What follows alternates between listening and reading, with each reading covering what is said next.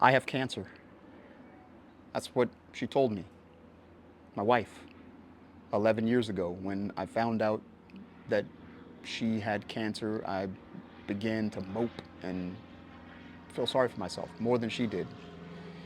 And after many months of dealing with the grief of this pronouncement, I walked over to our kitchen window and I said, I want to put a garden right there so that when I come to this kitchen window every day, rather than thinking about the worst of the worst, I think about life. And since then, she's recovered. She's doing great now. And practices have emerged from this garden. And one practice in particular that has emerged, which is instrumental for me to deal with students who misbehave, deal with students who might tell me what kind of a teacher I am when I'm trying to be something else. It helps me to deal with challenges that I might have anywhere on that campus and in that classroom.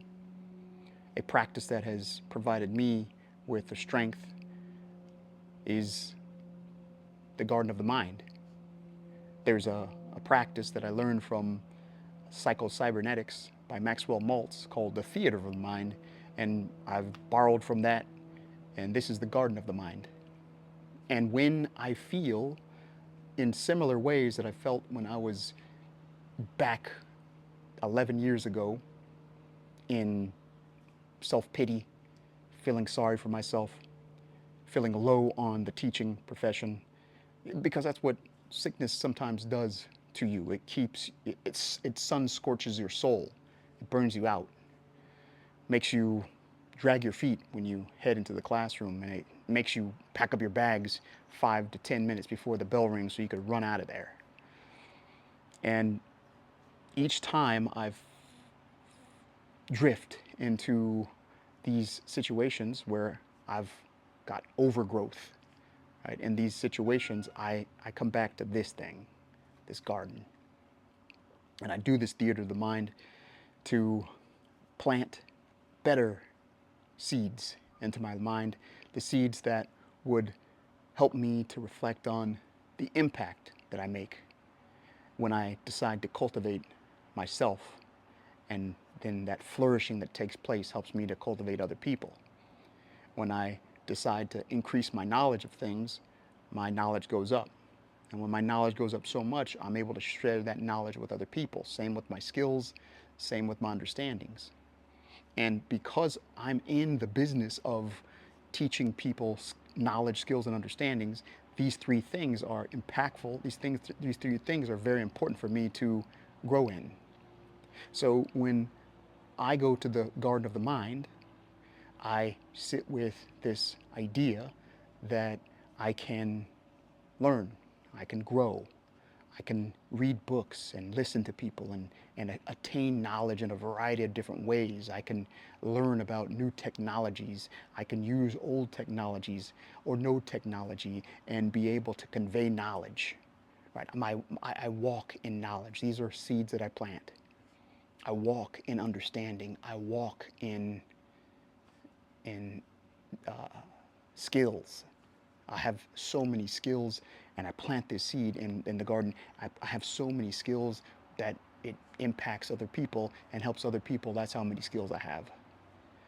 And I cultivate these skills. I imagine myself being the cultivator, going around watering those skills, watering that knowledge, watering that understanding. And that garden of the mind helps the seed to sprout and grow. And I just cultivate it in my mind, right? And as weeds come up of, man, you're not as good as some other people. You aren't trained in English and yet you teach an English class. You're trained in theology and you're trained in speech communication. How in the heck are you teaching an English class, never taking a classic literature class, or taking very few classic literature classes? How do you teach classic literature? When those ideas come up, I just water other areas in the mind and I pull up that and throw it out. And guess what? I hope I got the root of that thing, because it's likely coming back. And I come back to the garden of the mind and I pull it up once again. You, you have doubts about what you do. You have worries and concerns about relationships, about the work that you do. You have things that boil up in you, weeds that come into the garden of your mind that make you insecure. Go to the garden of the mind and water the places where you are cultivating knowledge, skills, and understandings. Water the relationships that you want to see grow. Water your ability to communicate in those relationships where you listen to people and you are empathetic. Water those things and pull up the doubts, the worries, the concerns, the things that make you constricted, the things that make you shrivel up and burn out. Pull those things up. Pull those things up today, and you'll probably have to pull them up tomorrow too. You'll probably have to be consistent with this practice, but for today, go to the garden of the mind and pull up those weeds. Now, if you want to understand this practice more, read about this practice a little bit, go to my website, growthycater.com. Actually, I'll put a link in the description, and there is a practice called the Garden of the Mind right there. And I'm asking you to take a look at it and give me feedback. Let me know how that goes for you. But until then, until I hear from you again, or you hear from me again, tend to your own damn garden. I'll see you on the next one.